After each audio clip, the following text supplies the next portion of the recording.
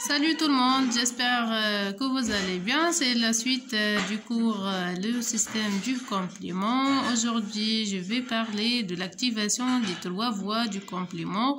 Comment se fait donc cette activation? Je commence alors par la voie classique tout d'abord. La voie classique donc qui présente comme protéine C1, C2, C3. Donc la protéine C1 est formée par C1Q, 2C1R et 2C1S.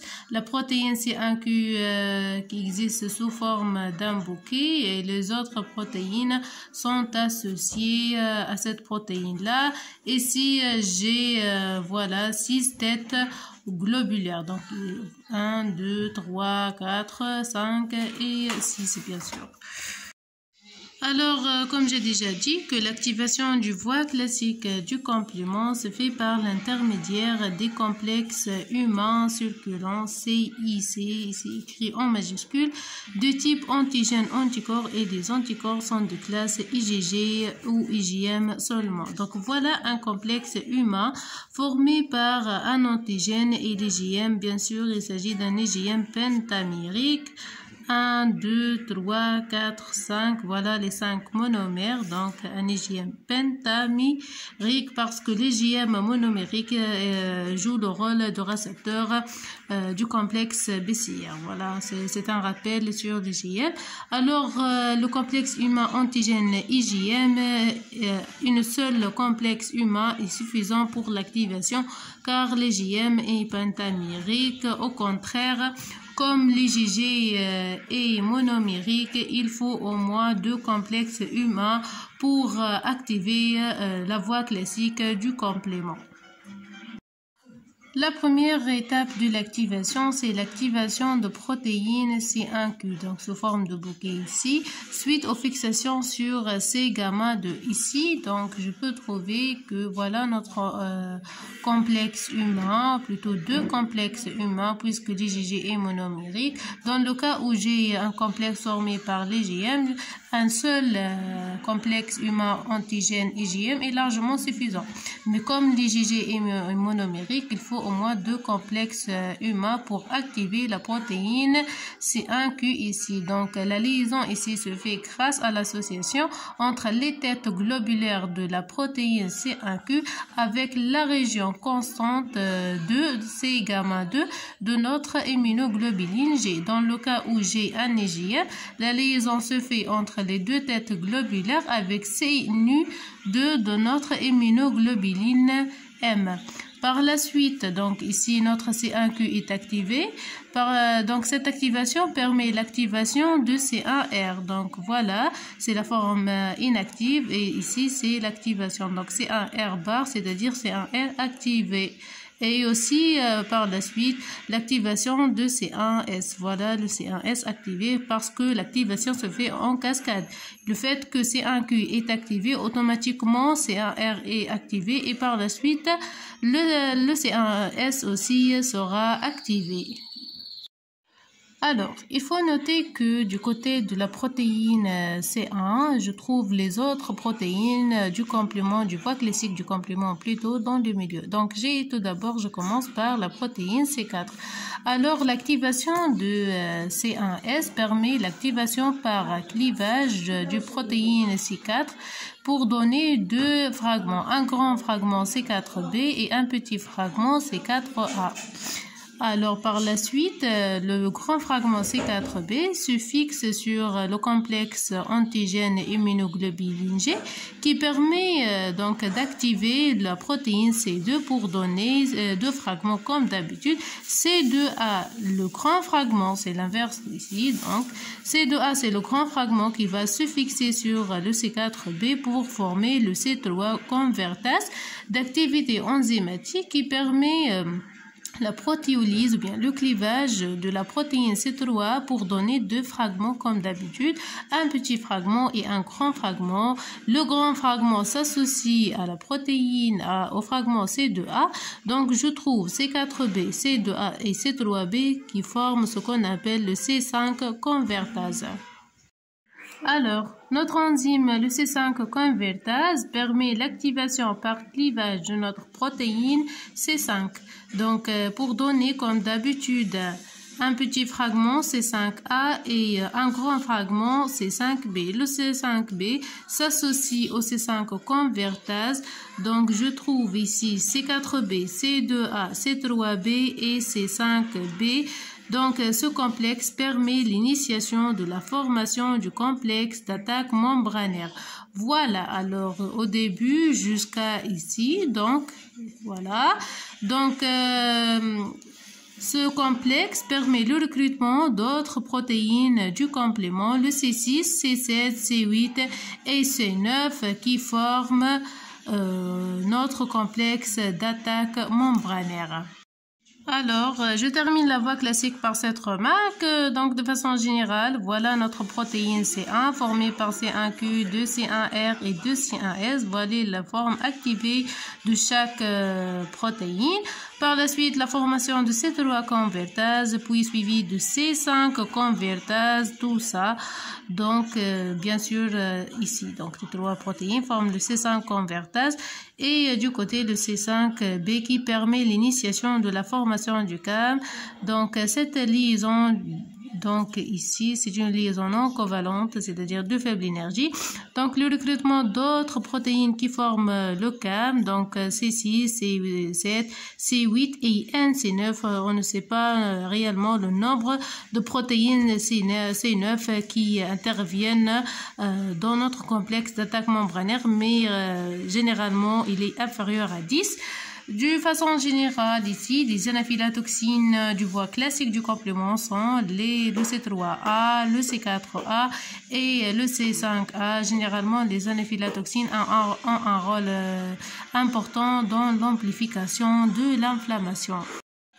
Passons maintenant aux cascades d'activation du voie alterne du complément, cette voie qui est impliquée au cours des réponses immunitaires innées. Donc, il est indépendant de la nature de l'antigène. N'importe quel pathogène peut activer cette voie. Donc, comme j'ai déjà dit que les protéines du voie alterne sont le facteur D qui existe toujours sous forme activée, le facteur B qui est formé par le petit fragment BA et un grand fragment BB et bien sûr le properdine P. Alors, il existe aussi les autres protéines comme le C3 et bien sûr existe le C5 et finalement j'ai toujours la formation du complexe d'attaque membranaire. Alors, je commence donc petit à petit.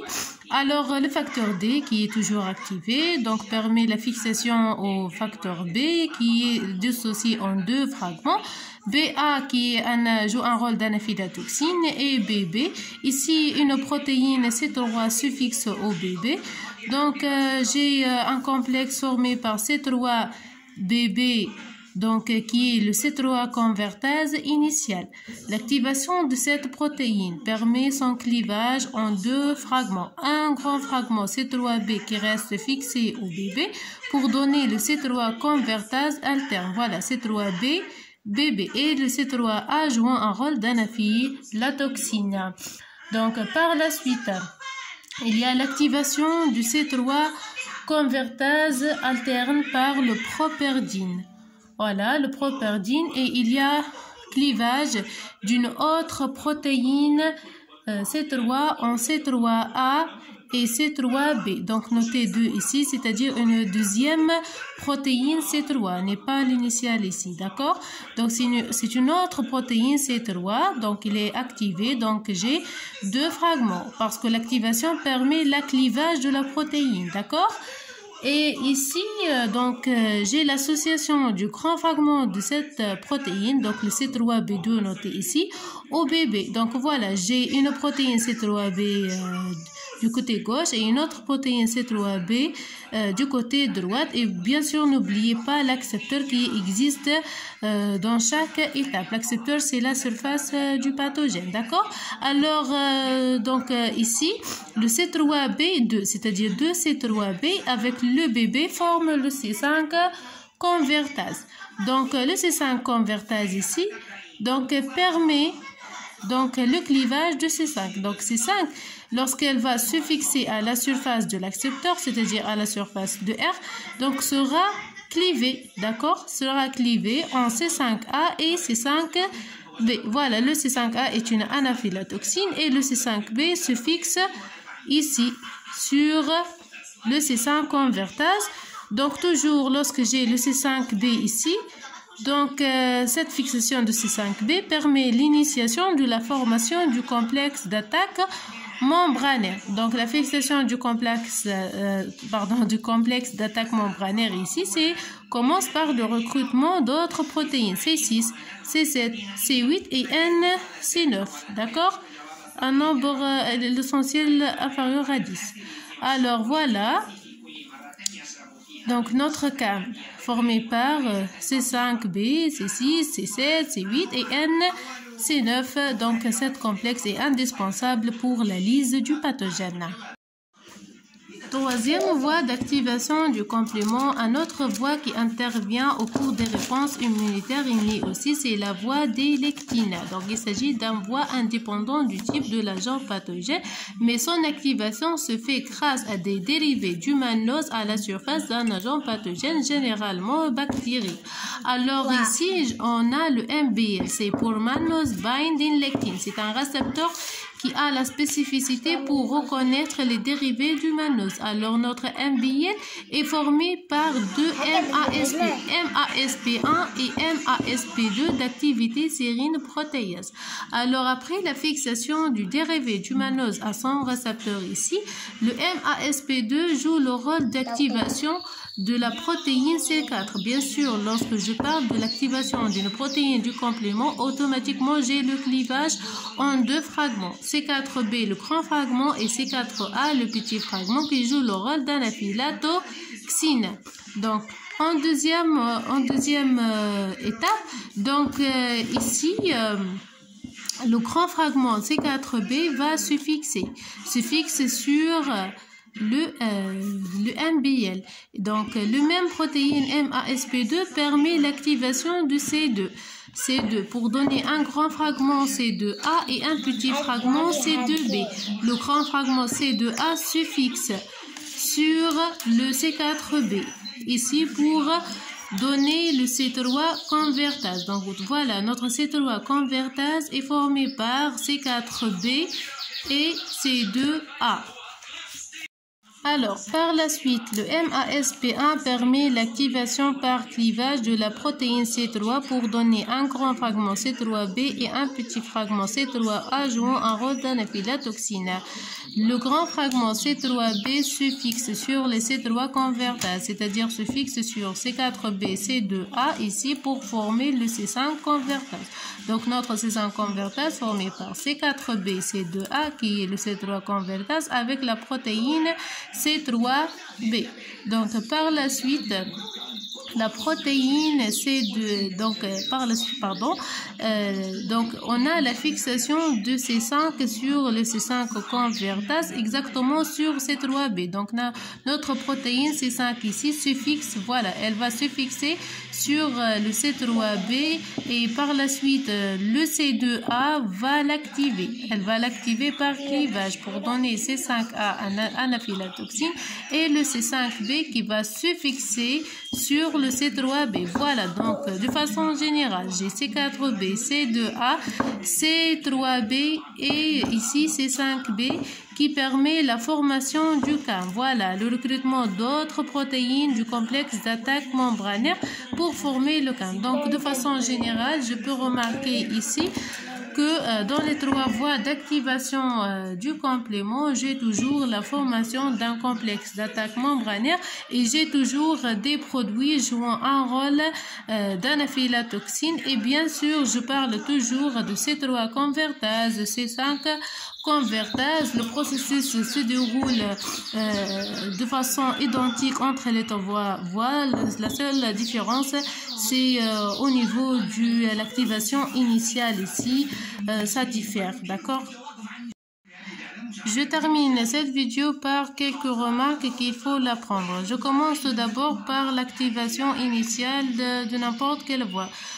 Concernant la voie classique du complément, il nécessite un complexe humain circulant formé par un antigène, un IgM, ou bien un antigène de immunoglobuline G. Par la suite, pour la voie alterne du complément, donc n'importe quel antigène peut l'activer. Pour la voie des lectines, il faut des groupes sucrés mannoses présents à la surface de notre pathogène.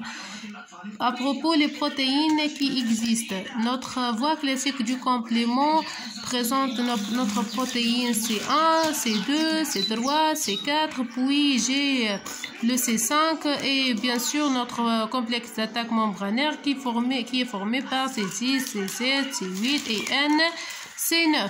Pour les autres, la voie alterne, ça diffère. Il implique le facteur D qui existe déjà sous forme activée et implique le properdine et le facteur B aussi et implique d'autres protéines de la voie classique qui sont le C3 et le C5. Voilà, j'ai le C3 et le C5. Pour la voie des lectines, il ressemble beaucoup à la voie classique. Donc, il présente le C2. Il existe aussi le C4. Il existe le C3. La troisième remarque, c'est au niveau de notre complexe d'attaque membranaire, c'est la même structure ici et la même fonction entre les trois voies. Voilà, c'est identique entre les trois voies et commun entre les trois. D'accord? Pour la voie classique du complément, notre C3 convertase formé par C4b, C2a. Le C5 convertase formé par C4b, C2a, C3b. La voie alterne, ça diffère. Il existe trois C3 convertase initiale soluble, C3bb.